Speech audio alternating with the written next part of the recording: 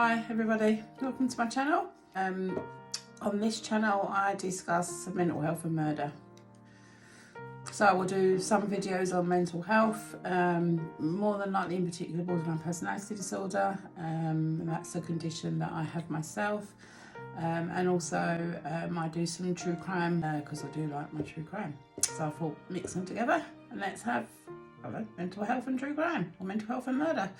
So welcome if you join me for the first time.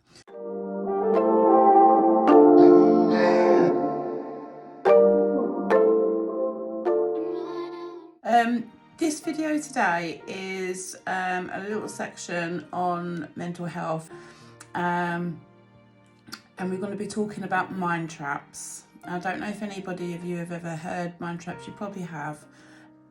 Thoughts, feelings and ideas can affect our emotional state, and over time these can form patterns in how we react to certain things, and it's these patterns that are called mind traps.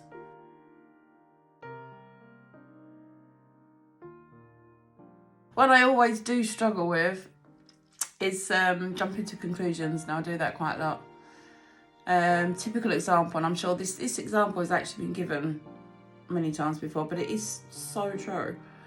It used to happen a lot more to me when I was younger. I'm not so bothered about it now.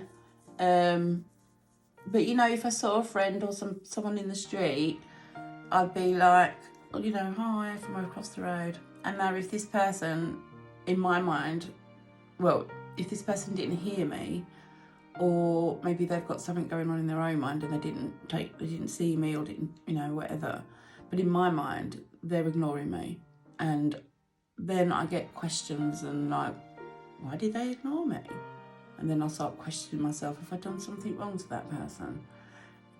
That would consume me for days, those thoughts.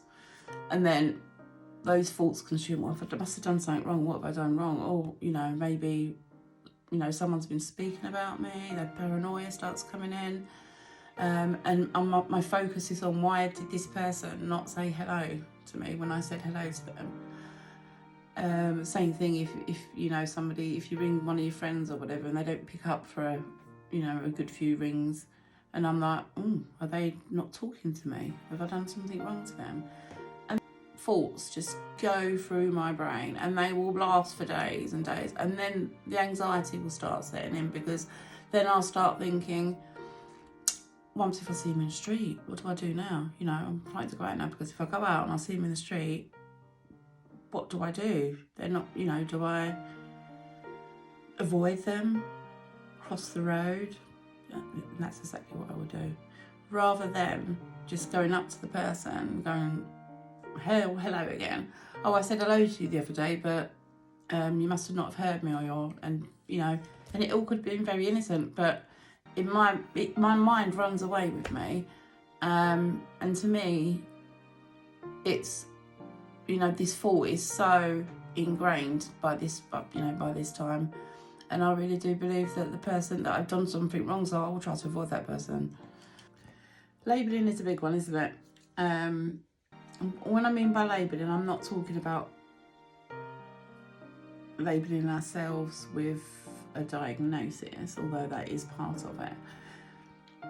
I'm more thinking about labelling ourselves in our mind, like, I'm so stupid, or I'm not good at this, I'm no good. It's these negative thoughts that stop us moving forward.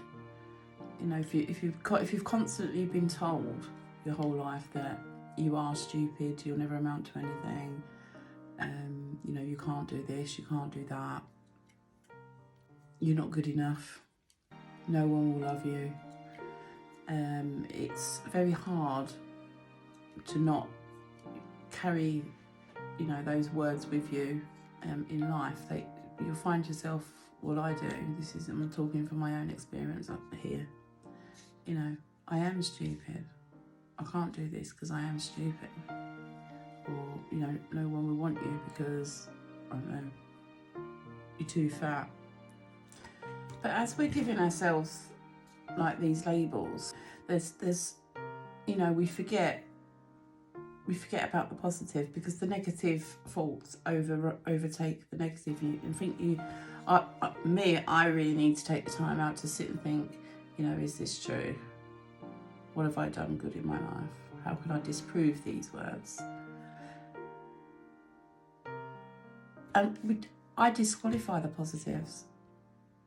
I am like, yeah, but I'm still a bit stupid, or I'm still this, or I'm still that. I'm still thinking of the negative stuff, and I don't take on board all the positive stuff.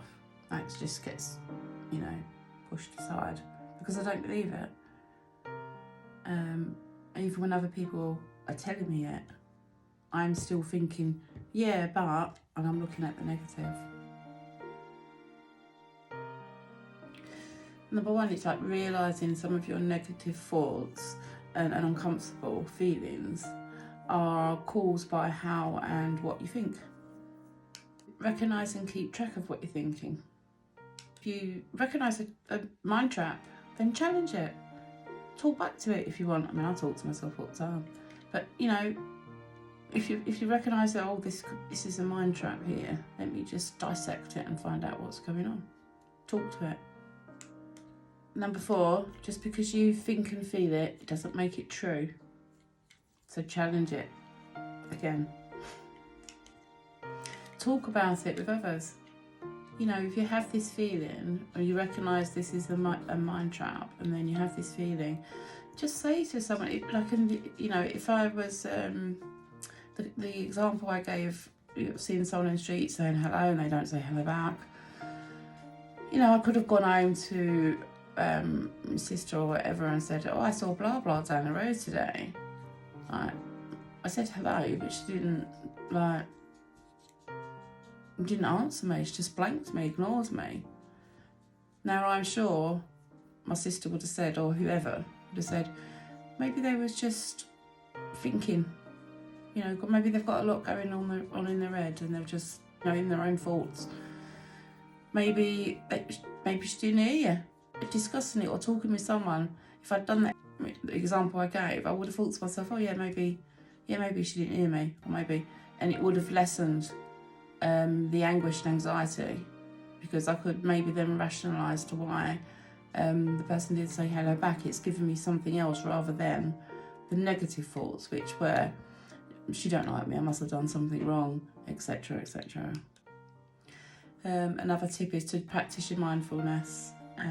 It really does help me. I aim to do some videos on mindfulness a bit later on. If that's what you would like to see, then just pop it in comments below, and then I can do some sessions on that. But yeah, mindfulness. Be mindful. And lastly, when we're in a high emotional state, just think about the word or acronym HALT. Are we H, hungry? Are we A, angry? Are we L, lonely? Or are we T, tired? Those 4 contribute to one of our worst decision making. So if we're any of those 4 things, then we're probably not going to make some very good decisions at that time. So question yourself on those. Am I hungry? Am I angry? Am I lonely, or am I tired? Well, that was my little vid on just challenging our thoughts, really. And I hope you got something out of it. And if you did, and you would like to continue to see me do my videos, then just like and subscribe, leave comments down below. I will look at them. And if you want me to discuss anything within the mental health field, or in particular borderline personality disorder, then I'll have a go of sharing my experience of it. So until the next time, take care. See you later.